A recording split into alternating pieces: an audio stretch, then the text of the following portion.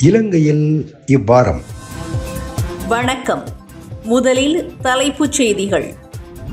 தமிழர்கள் மீதான படையினரின் சித்திரவதைகள் மற்றும் பாலியல் வன்முறைகள் தொடர்கின்றன. வெளியானது சர்வதேச அறிக்கை. மலையக தோட்ட தொழிலாளர்களை அடிமைகளாக நடத்தும் நிறுவனங்கள் வலுக்கும் எதிர்ப்பு. ஜனாதிபதி அனுரகுமாரவின் இனவாத முகம் வெளிப்படுவதாக குற்றச்சாட்டு. பாலியல் வன்முறையில் இருந்து தப்பியவர்களுக்கு இழப்பீடு எப்படி இருக்க வேண்டும் என்பது குறித்து 2 வருடங்களாக நடத்தப்பட்ட ஆய்வு அறிக்கை ஒன்று வெளியிடப்பட்டுள்ளது. நாடு கடத்தப்பட்டு பாதிக்கப்பட்ட இலங்கை தமிழர்களோடு இணைந்து பணியாற்றிய சர்வதேச அமைப்பினால் இந்த அறிக்கை வெளியிடப்பட்டுள்ளது. இலங்கையில் பரவலாக மோதல் தொடர்பான பாலியல் வன்முறையில் இருந்து தப்பியவர்கள் தங்களுக்கு அவசரமான நீதி, பொறுப்புக்குரல் மற்றும் நிலையான உளவியல் மற்றும் சமூக ஆதரவு தேவை என கூறுவதாக தென்னாப்பிரிக்காவை தளமாக கொண்ட சர்வதேச உண்மை மற்றும் நீதி செயற்றிட்டம் வெளியிட்ட புதிய அறிக்கையில் தெரிவிக்கப்பட்டுள்ளது. இழப்பீடு என்பது பிரதானமாக உளரீதியான நிவாரணம் எனவும், பாதிக்கப்பட்டவர்களை உளரீதியாகவும் சிகிச்சை மூலமாகவும் குணமடைவதற்கு உதவ வேண்டும் எனவும், இந்த அட்டூழியங்களுக்காக இலங்கை ஆட்சியாளர்களை பொறுப்பு கூற வைக்க வேண்டும் எனவும் பாதிக்கப்பட்ட ஒருவர் கூறியுள்ளதாக அந்த அறிக்கையில் கூறப்பட்டுள்ளது. 2009 முடிவடைந்த ஆயுத மோதலின் போதும் அதற்கு பின்னரும் இலங்கை பாதுகாப்பு படையினரால் மேற்கொள்ளப்பட்ட பாலியல் வன்முறை மற்றும் பிற வகையான பாலியல் வன்முறைகளிலிருந்து தப்பிய 50 ஆண்கள் மற்றும் பெண்களோடு கலந்தாய்வு மேற்கொண்டு இந்த அறிக்கை தயாரிக்கப்பட்டுள்ளது. போர் நடைபெற்ற இலங்கையின் வடக்கு மற்றும் கிழக்கில் அத்தகைய பாதிக்கப்பட்டவர்களை சந்திப்பதில் காணப்படும் பாதுகாப்பற்ற நிலைமையாலும் அனுமதி கிடைக்காது என்பதாலும் இந்த ஆய்வு லண்டனில் நடத்தப்பட்டுள்ளது. மோதல் தொடர்பான பாலியல் வன்முறையால் இடம்பெயர்ந்த தமிழ் உயிர் பிழைத்தவர்களின் நீதி மற்றும் இழப்பீட்டு தேவைகள் என்ற 68 பக்க அறிக்கையில் விசாரணைகளில் பங்கேற்பாளர்களின் சொந்த துன்பங்களை சித்தரிக்கும் கலைப்படைப்புகள் காணப்படுகின்றன. உலகளாவிய உயிர் பிழைத்தவர்கள் நிதியத்தின் நிதி உதவியோடு உண்மை மற்றும் நீதி செயற்றிட்டம் தயாரித்த அறிக்கை தனிநபர்கள் மற்றும் பரந்த தமிழ் சமூகம் மீது பாலியல் வன்முறையின் பேரழிவு மற்றும் நீண்டகால விளைவுகளை தெளிவாக காட்டுகிறது. சீருடை தரித்தவர்கள் மற்றும் பாதுகாப்பு படையைச் சேர்ந்தவர்கள் தொடர்பான பயங்கர கனவுகள், திடீர் நினைவுகள் என்பன பாதிக்கப்பட்டவர்களை அவர்களது குடும்பத்திடமிருந்தும் சமூகத்திடமிருந்தும் விலக்கி வைத்திருக்கின்றன. மேலும் அவர்கள் தங்கள் வாழ்க்கையை மீள கட்டியெழுப்புவதற்கு போராடி கொண்டிருப்பதாக அறிக்கையில் சுட்டிக்காட்டப்பட்டுள்ளது. ஆண்கள் மற்றும் பெண்கள் இருவரையும் உள்ளடக்கிய குழு லண்டனில் ஒரு உளவியல் சமூக திட்டத்திற்காக வாரந்தோறும் சந்தித்ததாக சர்வதேச உண்மை மற்றும் நீதி செயற்றிட்டம் தெரிவிக்கின்றது. பாலியல் வன்முறையிலிருந்து தப்பிய ஒரு கலப்பு பாலின தமிழ் குழு ஒன்று தங்கள் அனுபவங்களை பற்றி கூட்டாக பேசிய முதல் சந்தர்ப்பம் இதுவென அமைப்பு தெரிவிக்கின்றது. 2009 போர் நிறைவுக்கு வந்திருந்தாலும் முன்னாள் மோதல் பகுதிகளில் பாதுகாப்பு படையினரால் தமிழர்களை குறிவைத்து கடத்தல்கள், சித்திரவதைகள் மற்றும் பாலியல் வன்முறைகள் தொடர்வதாக அறிக்கை வெளிப்படுத்துகிறது. மலையக பெருந்தோட்ட தொழிலாளர்களின் சம்பளத்தை அதிகரிப்பதற்கு முன்னதாகவே தொழிலாளர்களுக்கு நெருக்கடியை கொடுக்க பெருந்தோட்ட நிறுவனங்கள் ஆரம்பித்துள்ளதாக இலங்கை தொழிலாளர் காங்கிரசின் பொதுச் செயலாளரும் நாடாளுமன்ற உறுப்பினருமான ஜீவன் தொண்டமான் வலியுறுத்தியுள்ளார். ஜனவரி மாதம் முதல் தொழிலாளர்களின் சம்பளத்தை அதிகரிப்பதற்கு அரசாங்கம் நடவடிக்கை எடுத்துள்ளதாக அறிவித்துள்ள நிலையில் பெருந்தோட்ட நிறுவனங்கள் தொழிலாளர்கள் பறிக்க வேண்டிய கொழுந்தின் அளவை அதிகரித்துள்ளதாக ஜீவன் தொண்டமான் சுட்டிக்காட்டியுள்ளார். இந்நிலையில் அரசாங்கம் தோட்ட தொழிலாளர்களை பெருந்தோட்ட நிறுவனங்களிடம் அடகு வைத்துள்ளதாகவும் MP ஜீவன் தொண்டமான் குற்றஞ்சாட்டியுள்ளார். அன்னைக்கு சொல்லியிருந்தாங்க 2138 ரூபா அடிப்படை சம்பளம் வழங்குவாங்கன்னு. ஆனால் ஆட்சிக்கு வந்த பிற்பாடு அது அப்படியே அமுங்குனுச்சு. 1750 ரூபா அடிப்படை சம்பளம் வழங்குவீங்கன்னு நீங்கள் சொன்னீங்க. ஆனால் இன்னைக்கு வழங்கி இருக்கிறது 1550 ரூபா அடிப்படை சம்பளம், பாக்கி 200 ரூபா 6 மாதம் கொடுப்பனவு. அப்படி இருக்கும்போது அதையும் நான் வரவேற்கிறேன். பரவாயில்ல, மலையக மக்களுக்கு நீங்கள் சொன்ன வாக்குறுதியை நீங்கள் காப்பாற்றலை. ஆனால் 1550 ரூபா அடிப்படை சம்பளத்தை நீங்கள் வழங்கியிருக்கீங்க. ஏன்னா இன்னைக்கு நீங்கள் மலையக மக்களை அடமானம் வச்சிருக்கீங்க. இதே சபையில் படிச்சு சொன்னேன், பெருந்தோட்ட நிறுவனத்தை நம்பாதீங்க, அவங்க அதிகரிக்கிறேன்னு சொல்லிட்டு பின்வழியா பெரிய பிரச்சனைகளை உருவாக்குவாங்கன்னு.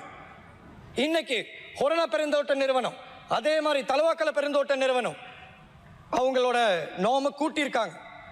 20 கிலோல இருந்து 22 கிலோ, 23 கிலோன்னு. அதே மாதிரி மலையகத்தில் உள்ள பல்வேறு பகுதிகளில் உள்ள பெருந்தோட்ட நிறுவனங்கள் இன்னைக்கு 20 கிலோ பறிச்ச நிறுவனங்கள் 26 கிலோ வரைக்கும் கேட்டிருக்காங்க. இதான் நாங்க உங்களுக்கு திருப்பி கொடுக்கிற அந்த நம்பிக்கையா?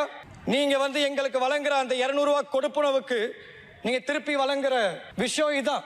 இன்னைக்கு சில பேர் வேணா அரசாங்கத்துக்கு கொடி பிடிச்சிட்டு இருக்கலாம், இல்ல அதாவது எங்க ஜனாதிபதி செய்வார்னு. ஆனா அவங்க எல்லார்கிட்டயும் நான் ஒரே ஒரு விஷயம் சொல்றேன், கொடி பிடிக்கிறவங்களா இருக்கட்டும், தோட்டத்துல வேலை செய்யாத நபர்களா இருக்கட்டும், இந்த சபையில உட்கார்ந்துருக்க நீங்களா இருக்கட்டும், நானா இருக்கட்டும், மலையில 3 தடவை காலையில மத்தியானம் சாயங்காலம் மலை ஏறி போய் பறிக்கிறவங்களுக்கு தான் தெரியும் 1 கிலோ கூட்டினா எவ்வளவு பிரச்சனைகள் வரும்னு.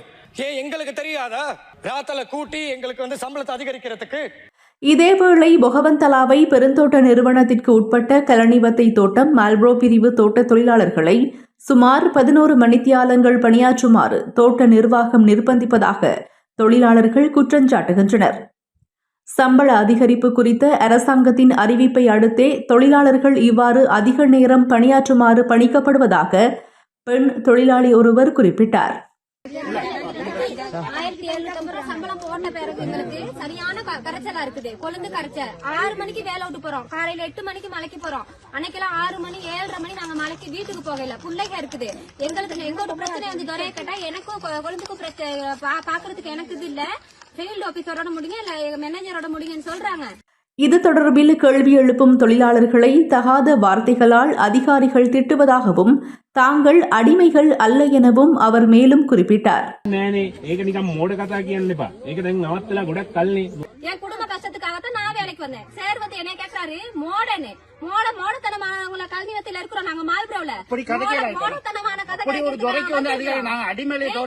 நாங்க கை குப்பி கால் குப்பி வேலை செய்யல. நாங்க செய்யற வேலைக்கு சமமான ஊதியம் கொடுக்கறது தான் மேனேஜ்மெண்ட். எங்களுக்கு மேனேஜ்மெண்ட் எங்களை கேக்குது, நீங்க என்ன மோட கதை காக்கிறீங்க எங்களை கேக்குறாங்க. நாங்க மோடத்தனமானவங்களா? எஸ்டேட் மக்கள் மோட வேலை செய்யறாங்களா? இலங்கையின் தற்போதைய சட்டமா அதிபர் பாரிந்த ரணசிங்கவை உடனடியாக பதவியிலிருந்து விலகுமாறு வலியுறுத்தி மனித உரிமை ஆர்வலர்கள் மற்றும் செயற்பாட்டாளர்கள் கொழும்பு புதுக்கடை நீதிமன்றத்திற்கு அருகில் அமைதி போராட்டம் ஒன்றை முன்னெடுத்தனர். பாரிய குற்றச்சாட்டுக்களை எதிர்கொண்டுள்ள போலீசார், அரச பாதுகாப்பு படையினர் மற்றும் அரசியல்வாதிகள் தொடர்பான வழக்குகளில் ஏற்பட்டுள்ள தாமதங்களுக்கு எதிர்ப்பு தெரிவித்தே இந்த ஆர்ப்பாட்டம் நடத்தப்பட்டது.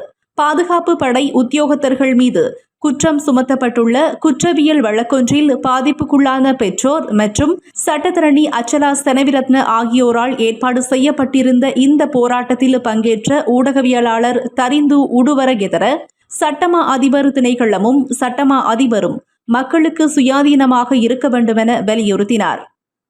නීතිපති ස්වාධීනයි. නීතිපති දෙපාර්තමේන්තුව ස්වාධීන ආයතනයක්.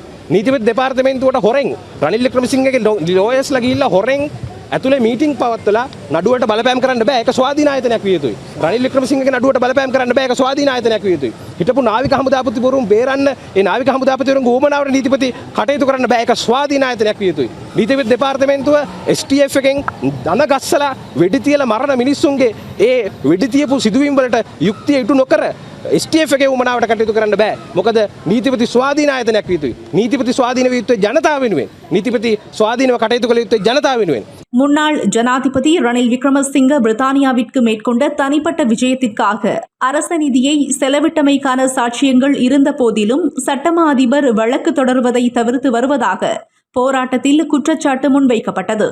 பாரிந்த ரணசிங்கவை 2024 ஜூன் மாதம் சட்டமா அதிபர் பதவிக்கு நியமித்தது அப்போதைய ஜனாதிபதி ரணில் விக்ரமசிங்க என்பது குறிப்பிடத்தக்கது. தேர்தல் பிரச்சாரத்தின் போது தான் ஒரு இனவாதி அல்லவென தெரிவித்த ஜனாதிபதி அனுரகுமார திசாநாயக்க தற்போது பௌத்த மதத்தின் மீது நெகிழ்வுத்தன்மையோடு இருப்பதன் மூலம் ஏனைய மதங்களின் உணர்வுகளுக்கு மரியாதை இல்லை என்பதை வெளிப்படுத்துவதாக இலங்கை தமிழரசு கட்சியின் செயலாளர் MA சுமந்திரன் தெரிவித்துள்ளார். யாழ்ப்பாணத்தில் இடம்பெற்ற ஊடக சந்திப்பில் கருத்து வெளியிட்ட அவர், திருகோணமலை புத்தர் சிலை விவகாரத்தில் ஜனாதிபதி செயல்பட்ட விதம் அதை வெளிப்படுத்துவதாக தெரிவிக்கின்றார்.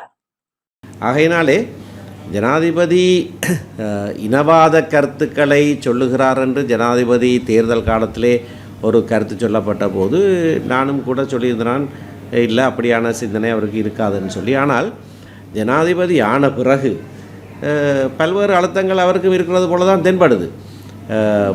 விசேஷமாக திருவண்ணாமலை புத்தர் சிலை விவகாரத்தில் அந்த சிலை அங்கே வைக்கப்படக்கூடாது என்று போலீஸே முதல்ல அதில் அகற்றி விட்டு பிறகு இல்லை பாதுகாப்புக்காகத்தான் அகற்றினோம் என்று போலீஸே திரும்ப கொண்டு வந்தாங்க. அந்த சிலையை வைக்க பண்ணியது இந்த அரசாங்கத்தினுடைய செயல். இப்போ நீதிமன்றம் வேறு நடவடிக்கை எடுத்திருக்கு, அது வேறு விஷயம்.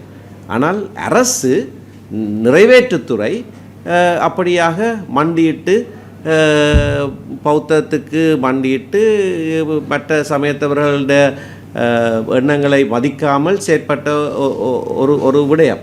இலங்கையில் போதைப் பொருட்களை ஒழிப்பதற்கான முழு நாடும் ஒன்றாக தேசிய வேலை திட்டத்தின் வடமாகாண நிகழ்வில் பங்கேற்ற ஜனாதிபதி அனுரகுமார திசாநாயக்க வடக்கில் உள்ள ஒரு விகாரையைச் சுற்றி இனவாதத்தின் அடிப்படையில் மக்கள் கூடி வருவதாக கூறியிருந்தார். සෑම පෝයකටම ඉල්ලේ පන්සල ගාව වට වෙනවා. ඉඩම් වෙනුවෙන් නෙවෙයි ජාතිවාදී වෙනුවෙන්. මා අපේ බුද්ධ්‍යංශ වලට කිව්වා හොයලා බලන්න කියලා. ඒ හැම පෝයටම ඇවිල්ලා එතන කෑ ගහන අය කාගේ හරි ඉඩමක් එතන තියෙනවද කියලා. ඒ නිසා බලය අහිමි වී තිබෙන ජාතිවාදී කණ්ඩායම් කුඩා කුඩා තැන්වල යලි ජාතිවාදය උස්වාරන්න උත්සාහ කරනවා. காணி உரிமைக்காக போராடும் தமிழ் மக்களை விசாரணை செய்ய அரச புலனாய்வு அமைப்பை கோரியுள்ளதாக ஜனாதிபதி தெரிவித்த விடயத்தை கண்டித்த முன்னாள் எம்பி சுமந்திரன் வலுக்கட்டாயமாக அபகரிக்கப்பட்ட பொதுமக்களின் காணிகளை விடுவிக்குமாறு எவரும் போராடலாம் என வலியுறுத்தினார். அங்கே காணிகளை கேட்டு ஆர்ப்பாட்டம் செய்கிறவர்கள் காணி உரிமையாளர்கள் அல்ல, அவர்கள் யார் என்பதை விசாரித்து அறிகிறதுக்கு நான் சிஐடியை ஏவி விட்டிருக்கிறேன்னு சொல்லியிருக்கிறார். இது மிக மோசமான ஒரு செயல். காணி உரிமையாளர் மட்டும்தானே நிலத்தை விடுவிக்க சொல்லி போராட்டம் செய்ய வேணும். தமிழ் மக்களுடைய நிலங்கள் அபகரிக்கப்பட்டிருக்கின்றன, இராணுவம் அதிலே இவ்வளவு காலமாக இருக்கிறார்கள், அதனை விடுவியுங்கள் என்று கேட்பதற்கு எவருக்கும் உரிமை உண்டு. இந்தியாவில் உள்ள புத்த பெருமானின் புனித சின்னங்களை தரிசிக்கும் வாய்ப்பினை இலங்கை மக்களுக்கு ஏற்படுத்த ஜனாதிபதி அனுரகுமார திசாநாயக்க தலைமையிலான அரசாங்கம் நடவடிக்கை எடுத்துள்ளது. இந்திய பிரதமர் நரேந்திர மோடியின் தலையீட்டின் கீழ் இந்திய அரசாங்கத்தின் முழு அனுசரணையோடு இலங்கைக்கு கொண்டுவரப்படவுள்ள புத்த பெருமானின் புனித சின்னங்களை பிப்ரவரி 4 முதல் 11 வரை தரிசிக்க முடியும் என இலங்கை அரசாங்கம் அறிவித்துள்ளது. புனித சின்னங்கள் 7 நாட்கள் கொழும்பு குணுப்பிட்டி கங்காராம விகாரையில் வைக்கப்படவுள்ளதாக ஜனாதிபதி செயலகம் அறிவித்துள்ளது. அதன் ஏற்பாடுகள் தொடர்பான கலந்துரையாடல் ஜனாதிபதி அலுவலகத்தில் பொதுமக்கள் பாதுகாப்பு மற்றும் நாடாளுமன்ற அலுவல்கள் அமைச்சர் ஆனந்த விஜயபால மற்றும் ஜனாதிபதியின் செயலாளர் கலாநிதி நந்திக சனத்குமார் நாயக்க ஆகியோரின் தலைமையில் நடைபெற்றது. இந்திய பிரதமர் நரேந்திர மோடி பிறந்த இடமான குஜராத்தில் 1960களில் அகழ்வாராய்ச்சியின் போது கண்டுபிடிக்கப்பட்ட புத்த பெருமானின் உடல் சார்ந்த புனித சின்னங்கள் இதுவரை இந்தியாவுக்கு வெளியே கொண்டு செல்லப்படவில்லை. இந்திய பிரதமர் நரேந்திர மோடியின் அண்மைய இலங்கை விஜயத்தின் போது ஜனாதிபதி அனுரகுமார திசாநாயக்கவோடு நடத்தப்பட்ட கலந்துரையாடலின் விளைவாக இந்த புனித சின்னங்களை தரிசிக்கும் அரிய வாய்ப்பு இந்த நாட்டு மக்களுக்கு வழங்கப்படவுள்ளது. புனித சின்னங்களை பிப்ரவரி 4 கட்டுநாயக்க பண்டாரநாயக்க சர்வதேச விமான நிலையத்திற்கு கொண்டுவர திட்டமிடப்பட்டுள்ளது. அன்றிலிருந்து குணுப்பிட்டி கங்காராம விகாரையில் பொதுமக்களுக்கு புனித சின்னங்களை வழிபடும் வாய்ப்பு கிடைக்கும். இந்தியாவிலிருந்து புனித சின்னங்கள் இலங்கைக்கு கொண்டுவரப்பட்டதிலிருந்து அவை இந்தியாவுக்கு மீண்டும் கொண்டு செல்லப்படும் வரை தேவையான வசதிகள், ஒவ்வொரு நிறுவனத்திற்கும் ஒதுக்கப்பட்ட பணிகள் மற்றும் அவை தொடர்பான திட்டங்கள் குறித்தும் கலந்துரையாடப்பட்டன. மீண்டும் மற்றொரு இலங்கையில் இவ்வாரம் செய்தி தொகுப்பின் ஊடாக சந்திப்போம். நன்றி.